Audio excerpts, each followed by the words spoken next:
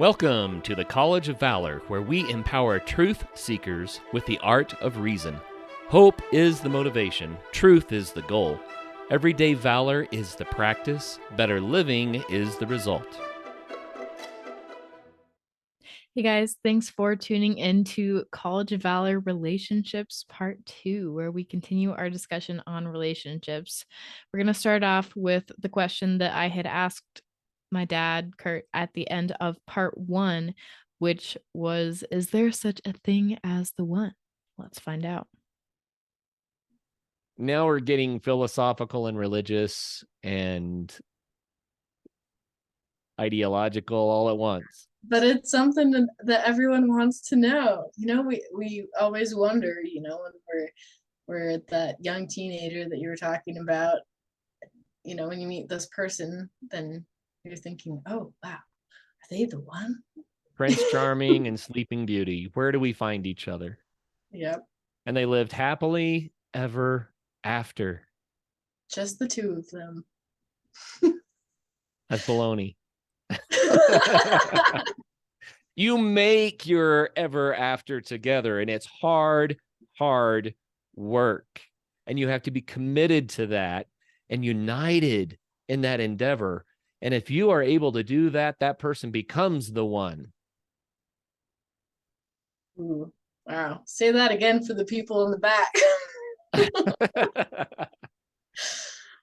So the happily ever after is baloney. But what you do is, if two people are committed to making their ever after together, and you're successful at that, and you're really working on the relationship and pouring energy into it, then that other person becomes the one.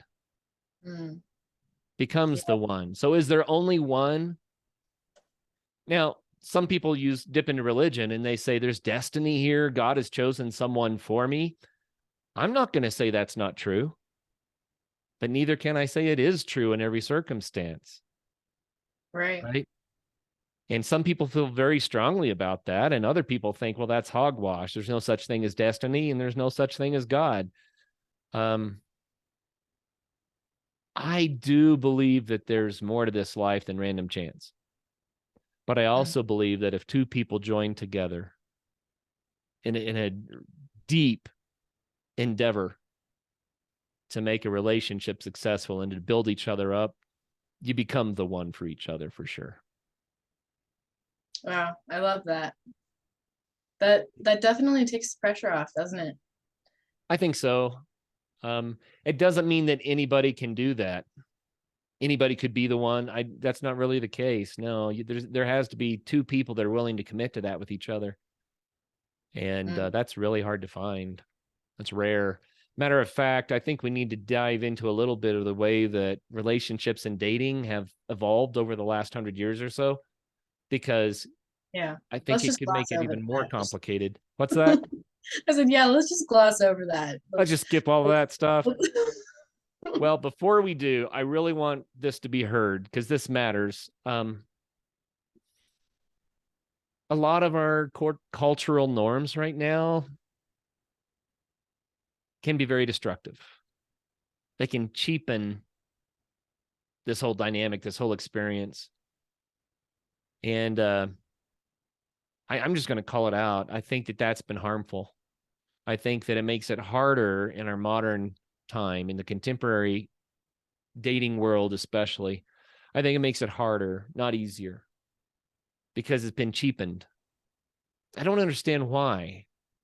It's so strange to me because the entertainment industry especially, I mean, I've been watching it progress, and we used to watch old movies when I was a kid. So these movies are from the 40s and 50s and stuff like that. And then I watched movies that progressed through the 60s and 70s and the 80s and the 90s. And now I see modern movies and I'm like, if you just do a quick survey of how the entertainment industry treats the subjects we're talking about today, then it's shocking.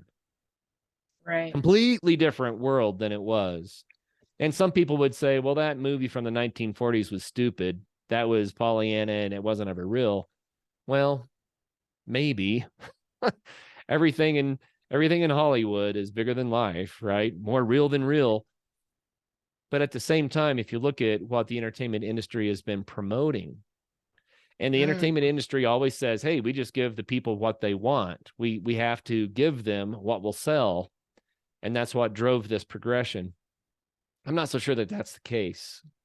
But I do know that it takes about this much analysis and intelligence to see the vast change in what the entertainment industry is feeding us. And it really is a diet, and you are what you eat. Right. So, yeah. I'm not trying to be critical so much as just say, well, no wonder society is completely different. No wonder. And I think it can cheapen this whole dynamic. So this is what I want people to hear. Listen closely. If you get nothing else out of this conversation today than this, I want you to hear this part. You are a valuable, valuable person who is worthy of a relationship. You have been given an enormous gift, which is your own being, your own human, who you are. And you've been called to stewardship of this vastly valuable self. You are worth it. You're not perfect. We know that. I'm not perfect. No one's perfect. But you have value. You have potential. And as a human being in this human race, wow, what a gift that you are here and that you're a part of all of this. You have needs for desires, for love and companionship and sex. Of course you do. And you want to be understood, and you want to have meaning in your life. And many other people share those same needs. And that's what you're called to. So because you have this huge gift, this huge value, especially with sexuality and relationships, I like to compare it to winning the lottery. You've been given this gift that is so big you can't even imagine how to spend it or how to use it. That's how valuable you are and how valuable this aspect of relationships can be. But here's the problem. Most people that win the lottery go broke. Matter of fact, there is a study of the Florida lottery, and they found that 70% of the people that won the lottery were broke within 5 years. 70% of the people that won the lottery didn't know what to do with it. Oh boy. Yeah, oh boy. And that's sexuality. That's relationship. We don't know what to do with it. We try to learn these things growing up by watching people around us. But how many people now even grow up in a healthy family where relationships are exampled in a way that's beneficial, where we can learn? Did you? Oh, man. When I say did you, I mean to the listeners. Right. Are you from a divorced home? I'm from a divorced home. Were you raised by a single parent so you didn't get to see the relational dynamics? Were you even raised in a family of any type? How many people actually get that exampled? So you can see why it becomes really challenging to say, wow, I have this huge, huge gift, this huge responsibility, but I don't really know what to do with it because no one's ever shown me. I see it on TV, I think, maybe. And I can tell you right now, no, you don't. It's not there. It's not how real life works, because Hollywood is always bigger than life, right? Yeah. So this is why we're talking about this today. I don't want you to be one of the 70% that goes broke in your love, broke in your relationships, broke in your sexuality. This stuff is not cheap, and you're not either. You're incredibly valuable, and I hope you can hear that. You are worth caring for. You are worth loving and being loved and sharing yourself with others. Absolutely. And because you're worth it, it's worth rolling up your sleeves and learning how to do it. Yeah. I think a huge aspect of the issues with our modern generation, my generation, is we're so scared of being vulnerable and getting rejected, so we come up with all of these labels for the relationship, like, oh, we're talking, oh, we're seeing each other, oh, we just confessed that we both like each other, but we're not sure what next steps are. And it's terrifying to be able to be vulnerable enough with somebody to be straightforward and literally have your heart on your sleeve and potentially get rejected. So Yeah. just with that modern trend that's happening so much with my generation, what would you say to that? What encouragement might you give to the person that is scared of vulnerability and rejection? In a perfect world, if everything could work the way that would be best and most beneficial, it would be difficult. But we don't live in a perfect world. We live in a world that gets things out of order and upside down. And this is what I believe in. Hey, viewers, you can disagree with me here. I believe that human sexuality really is personal. I believe that sharing ourselves naked. I mean, what does that do to you when I say that word naked? You feel vulnerable right there. That means you're showing all of your flaws, and you're not flaws. Well, what am I talking about? I'm talking about Hollywood has, or the entertainment industry, I should say, to be fair, has been teaching us that the reason we date is for that physical excitement. And when you get wrapped up with somebody in a physical relationship and that vulnerable and that personal, before you know someone's soul, before you know someone's heart, holy cow, that is scary. And if you feel scared, that's okay. You should feel scared.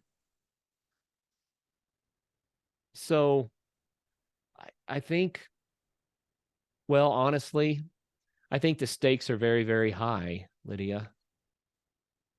I think the stakes are so high now because people take things so quickly. I'm not telling Right. you what to do with your own body. No, what I'm saying is we've accelerated this game into the danger zone. And Highway to the danger zone. It really is. It's crazy. And can we talk about that? We'll get into.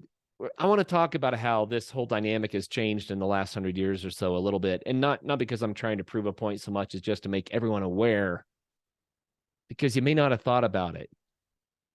But anyway, so Lydia, here's the deal: to get to know somebody, you have to be vulnerable. You have to expose some of the tender places to see what they do with that, and they're going to find things about you they don't like, and they're going to hurt you, guaranteed. You're going to hurt them. Hopefully, like I said earlier, love, you'll get more out of it than it takes out of you. But it does require being vulnerable. But one thing you can do that helps, and I really believe in this, is you can be casual, meaning we don't have to race from the bar to the bedroom. We don't have to. You can actually get to know somebody.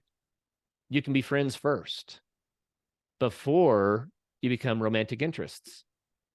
And you can be romantic interests before you start accelerating or expressing the physical part of the relationship in any way. And you can put limits on the physical part of the relationship if you so choose, that provides an element of safety and a freedom to celebrate each other and growing in this way without having to say we have to go from home base to home run.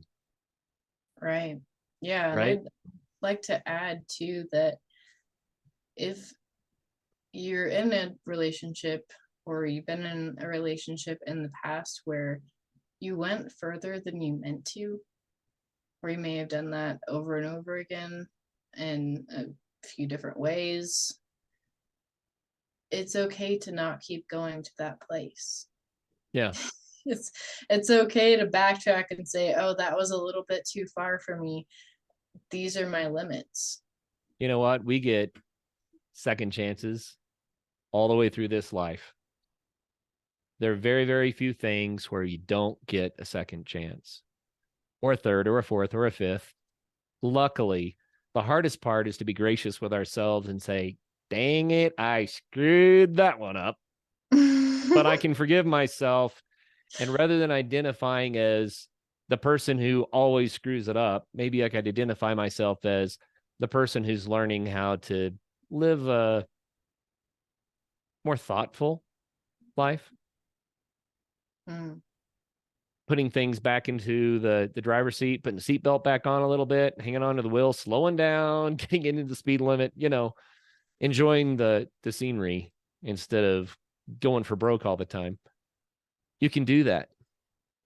You can back off and say, you know what? I want to know somebody this go around. Right. Yeah. I want to know what real love is before we just start jumping into everything else.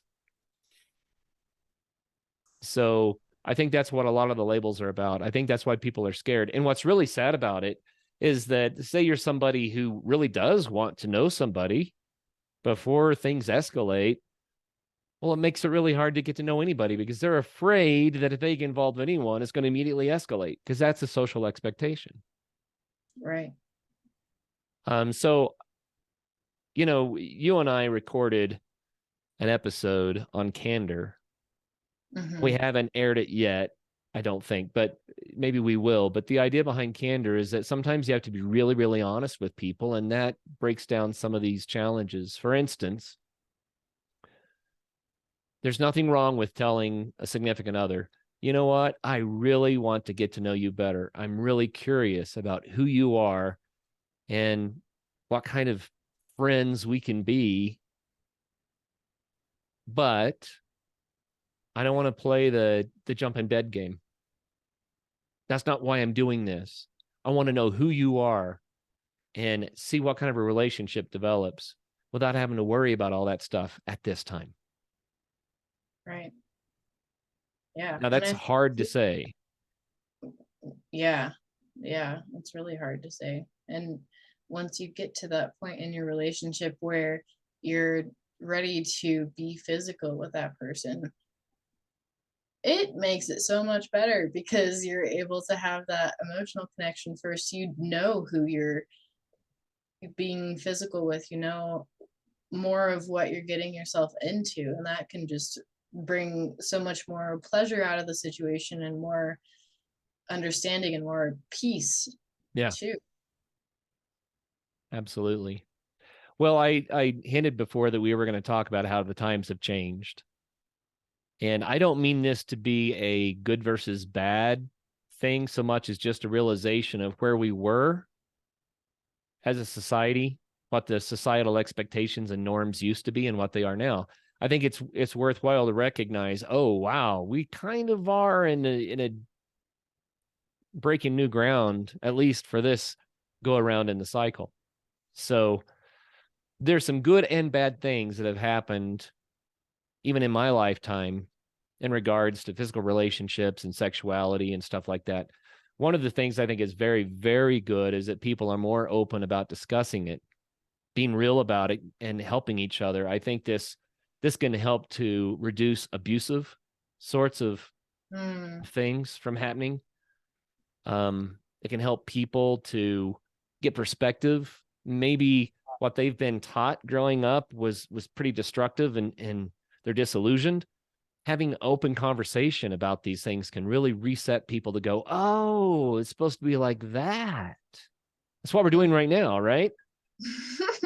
So anyway, so much good has come out of being more open about these things. But that said, I still want to, and I just made this stuff up. You can disagree with me, but I think that if you look over it a little bit, it'll at least help you to understand the context of where we are right now. So in the past, here we go. I'm just going to go down the list. Actually, I'm going to say one, then Lyd, you can comment on it or not. Okay. But if something jumps out at you here.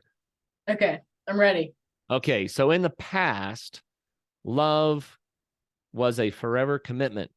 That's the way that people generally viewed it. Not everyone, but that was a general consensus that love was a forever commitment.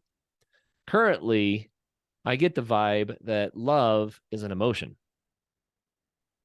Yeah, I think that's, in the modern sense of the word, I think that's pretty correct. Although, people also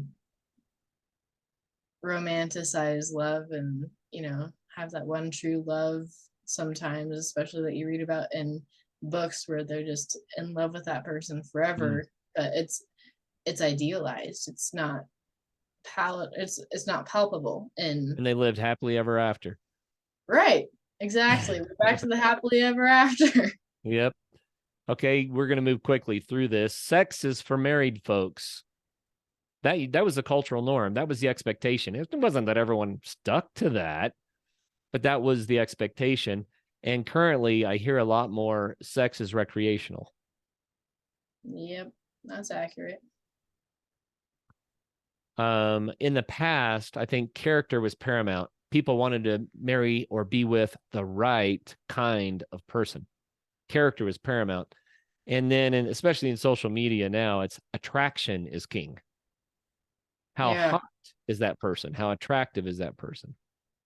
Yeah, we can see that with the literally millions of filters that are on all the social media to make you more attractive, more appealing. And there are all of these, even the TikTok dances, a lot of them are like a mating dance. They increase the attraction of that person. They're so flirty.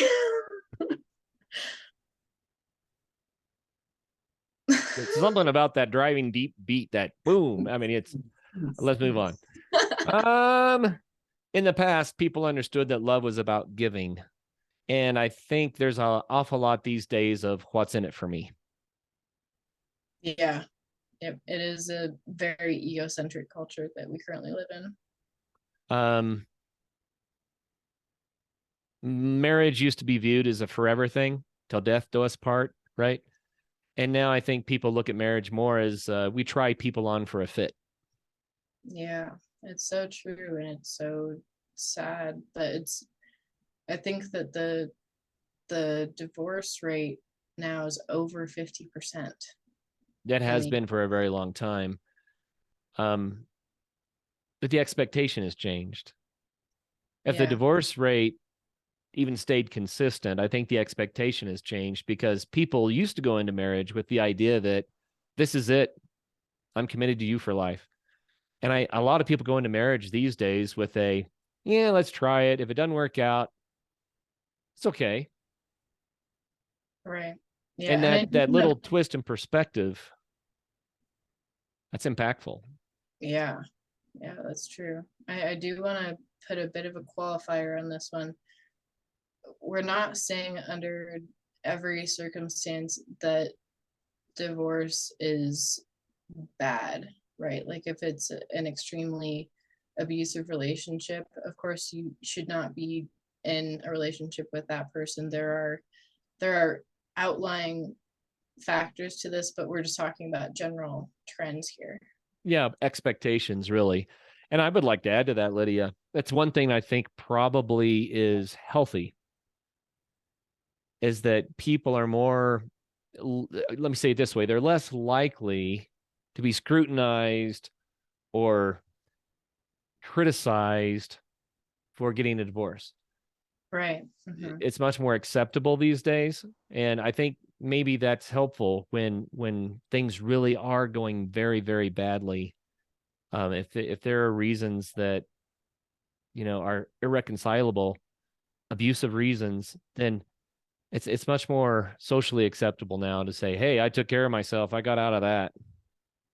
Right. And that's good, probably, because people used to stick together even in horribly abusive relationships because there was such a stigma associated with divorce. But we're talking about divorce here. The goal is to have a lifelong, healthy, loving, growing relationship with somebody, right? And so I really want to keep on focusing on how great it can be. And so that's kind of where I'm coming from. Here's another one for you. The norm for the last 10,000 plus years has been that sex makes babies. It has only been in about the last 70 years that there have been solutions to this problem. But think Right. about it. For thousands and thousands and thousands of years, sex was about babies. Sex is about babies. Let me say it again. Sex was about babies. But in our modern world, contraceptives and abortion don't make babies. That has had such a vast impact on sexual norms. And I'm not trying to put a pro or a con on it so much as to say that's different. Right. That's Yeah. different. I didn't actually know that sex caused babies when I was about 6 years old, I think. I thought that it was when mom and dad kissed, then it just created a baby. Oh, isn't that sweet? It's just love. It's just Yep. love. Love created the baby. Well, let's hope that love does create babies. I like the sound of that. Um, in the past, relationships were about dependable reliance on one another, being dependable and learning to trust somebody. And I hear a lot more of cross me and I'm out. Yeah. Yep. That's pretty sad. And that also, I think, causes a lot of on again, off again relationships that, with the proper communication and able to, again, work as a team to solve the third party problem, that on again, off again can be avoided. You can stay steady, as the kids used to say. Yeah. Used to be that dating was to get to know the character of someone else.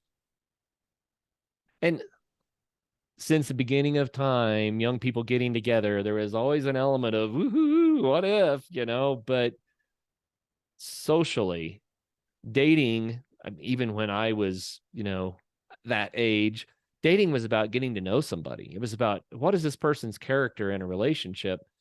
And I hope I'm wrong about this, but what I am getting the vibe from the entertainment industry and from social media is that dating is about competition for who can get the hottest mate, and it's about sex. Yeah, People it's competing with each other. it's pretty accurate. But it is interesting to kind of analyze socioeconomic trends, because you tend to see people of the same physical attractiveness level that end up together, which is an interesting component to all of this as well. You want to hear something that's also fascinating, and it's going to sound judgmental because I'm comparing people, but this has been proven. It's been tested and proven. It's kind of fascinating. Women marry up, and men are more likely to marry equivalent or down. Right, on the socioeconomic status, like, Yeah, it's attractiveness, income, intelligence, success, and those sorts of factors. Women marry up, and there's good wow. reason for this. And I'm not trying to say men and women aren't the same. The overlap between men and women is vast, but there are some tendencies that we see. Women are. It's that epigenetics, Lydia. They're looking for a protector and a provider because they're going to raise a family, even if that's not what's in your conscious mind. Women are so vulnerable when they are pregnant and when they have young children that they need a Right. protector, and that's epigenetic. I mean, you wanted to marry someone who could take care of you, someone who was tough. And women always reach for that. Always, I'm sorry, rewind, take that word out, strike always. But women tend to reach for that. Men, I'll just admit it, we're a pretty simple lot. We're generally after someone that turns us on, Oh, she's cute. someone that'll have us. And that's sad. But so anyway, that's probably going to change, even epigenetically going to change in the next few generations. And the reason is because so many more women now can be providers. They're in the workplace and they can be providers too. But epigenetically, that's not the way it's been. So we have this in our genes, in our DNA, right? But as that changes, as that epigenetic material or information gets rewritten, then we'll probably see that transition over the next generation or two. So it's not so pronounced. But it's just real. It's science. It's just kind of crazy to think about. Yeah. We already talked about this one. Don't talk about it. Openness is healthy. And in the past, it was like, don't talk about it. Mum's the word. That's not polite conversation.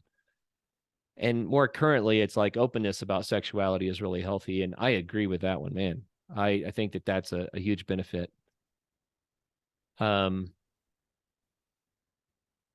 These are kind of all starting to sound the same, but, you know, even when people moved away from sex is for married folks, it kind of turned into sex is for lovers. I mean, you think about the conversation years ago, the mom telling the child, oh, sex. Well, you know, when two people are married, and then they go into their explanation. And then at some point it transitioned to, oh, honey, when two people really love each other. Right. And now it's transitioned into something else. I'm not even sure it's sex is for lovers anymore. As long as you consent and have a condom. Okay. Well, the modern approach is more like sex is for fun. Here's one that I find interesting because we're still not talking about it much as a society. You hear about it from time to time. It's taught in sex ed classes, and you learn about it from your doctor. Unfortunately, sexually transmitted diseases are deadly was the way it was, period, for many thousands of years. Right. They didn't have any way to treat these things, and people got these diseases and they died. And it often included things like open sores and insanity. It was not pleasant. It was nasty. And so the society was afraid of sex because it was deadly. And it had a lot to do, I think, the disgust factor pushes people toward purity, had a lot to do with the idea of sexual purity and safety. But in our current era, then there's the concept that sexually transmitted diseases might be avoidable if you practice safe sex, quote unquote. And some of them are curable because we have treatments sometimes. But I don't know I mean, hopefully the listeners know this. There are many things out there that might be slightly treatable, but you can't cure them. And you really don't want to live the rest of your life battling something like that. I mean, there are several sexually transmitted diseases out there these days that can really screw you over. So it's still a danger. But I think a lot of people believe that, oh, that's the way it used to be. We don't have to worry about that anymore. Right. Yeah. And I think people need to be aware of the risks and absolutely be careful. Take care of yourself, take care of yourself. So what does all of this mean, Lydia? Things used to be different. Now they're different. What does that mean?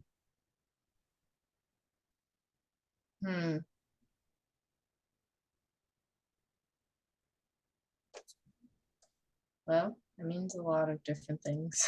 That sounds like a cop-out. It's fun because I think all the listeners are right now, the cogs are turning. They're like, what does that mean? And then some people could interpret this as, yeah, those old fogies, they were so, I mean, they had, I don't want to say it.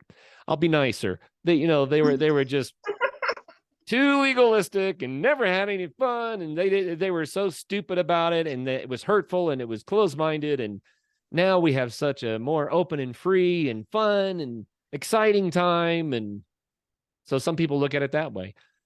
But other people might look at it and say, man, I have been beat up by this crap. Yeah. Maybe some of these old ways still have some merit. Maybe I should consider a way to get more balance in my life. Yeah. I don't know. I think it's just important to recognize that the way that things are now is not the way they always were. And but it is cyclical. Societies in different locations and different times seem to cycle through a more permissive environment and then a more restrictive environment. And like I said at the beginning, these things are driven by religious expectations. They're driven by fear of disease. They're driven by, well, bigotry. Right. And tribalism. You know, one of the reasons why it was such a big deal that people married the right kind of people is because they had to marry in the tribe. You weren't allowed to marry anybody that was different than you. And you know, that really is bigotry. Luckily, I think humanity is getting past that one. Finally, we're making some real progress. And I think that's beautiful to realize that humans are human and we can love each other. We don't have to have tribes anymore for protection. Yeah. You know, we can embrace each other. Because there are so many different things that each person can bring to the table, you know, different experiences, different history, different cultures. And it's so life-giving and so enriching to be able to talk to people like that, because you can just learn so much from them and they can learn some things from you. And it's just incredible that we have this society now where, you know, your coworker right next to you may have been from a different country and they just grew up completely differently from you, and you have the opportunity to talk to them and learn things from them. Yeah, it's exciting and it's really, really good.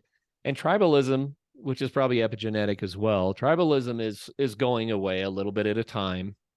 And a lot of that has to do with the idea that we're one world now. We have social media where we can talk to people around the world instantly anytime we want. And it makes it so much easier to compare notes. But there still are a lot of social differences, right, in different places. I mean, think about what relationships and marriage are in Iran or Afghanistan versus China versus Australia or the US. Right. You know, Yeah. there's still a lot of different expectations and a lot of different social pressures. But anyway, you know, we've talked about this for quite a while. There's so much more we need to talk about. I think we've just barely scratched the surface, but I hope that we've kind of laid a foundation for people to just start ruminating on these ideas. And I'm not here trying to tell someone that they need to change their behavior so much as just consider how that's working for you. Right. Yeah, it's important to be able to protect your mental and emotional and physical health at the very least of it too. And I think that I think that sex is spiritual as well. You know, there's that the modern term for it is soul ties that people get. Sure. And I think that it's just really important to be able to realize that that bad feeling that you got when you maybe went too far with somebody further than you wanted to go, that's something trying to tell you that, oh, maybe I need to take a step back here and protect myself more, maybe figure out what I need to have a healthy relationship. And I want to reiterate, you know, I really stressed it before, but you are incredibly valuable. Your being, your person, your sexuality, your relationships, you are valuable. You're worth caring for. And you're worth taking care of yourself. You don't have to play the games you don't want to play. You are in charge. You can approach this in the way that you think is right for you at this stage of your life. And I would say this: one of the greatest growth experiences in anybody's life is when they're working together with another in a deep relationship to try to grow that relationship and keep it healthy and strong. And when you add children to the mix, it just multiplies all the more. It's one of the biggest, most rewarding, and growth-oriented experiences in all of life. So I'm not trying to say you have to do it. I'm saying that it matters, people. This is a real deal. So take care of that because you're worth it. Yeah, absolutely. Well, any parting thoughts for our listeners? Just that we really do love you guys. And I know that sounds silly because you say, you don't even know me. How could you say I love you? I am trying for that divine love that says, I love you no matter where you are. And if you were sitting right next to me right now, I would care for you. I believe in that. I believe that that's a good way to approach all of humanity. And I believe that love is powerful. And I would like to offer that to you right now. So I love you guys. Thank you very much for watching. And I hope that there's something in here that can help. I absolutely agree. I don't care if you are next door to me or somewhere in Timbuktu. I sure love you. And I am so happy that you listened to us. And I hope that this gave you some encouragement and you felt loved, and that maybe it gave you some food for thought too. Hey, you can leave comments. We can have a discussion. Feel free to do so. And tell people about College of Valor. If it's useful to you, if it's helpful to you, then share it with somebody. Maybe it'll help them too. I mean, that way more people can consider these things, and you can even have times when you discuss these things and you can say, man, they were sure full of it, weren't they? If that's what it takes. But that would be great. I'd love it if people we're talking about what they're learning, and if we could even have conversations in the comments. So subscribe, all the normal stuff, right? But yeah, thanks for watching. We'll see you next time.